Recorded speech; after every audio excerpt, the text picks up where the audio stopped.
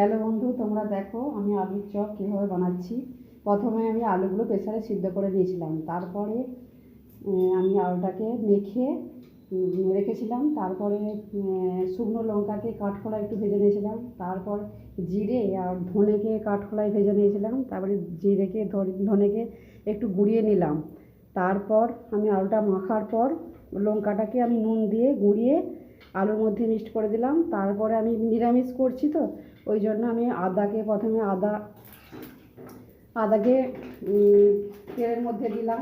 তার মধ্যে 5 গোটা জিরে দিলাম, মেথি পাতা দিলাম।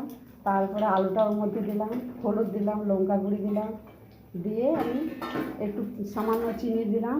তারপর পরিমাণ মতো নুন দিয়ে ভালো করে আলুটাকে আমি কড়াইয়ে একটু তৈরি করে দিলাম। এই জলটা তৈরি করে নিয়েছি। তারপর আমি বেসনটা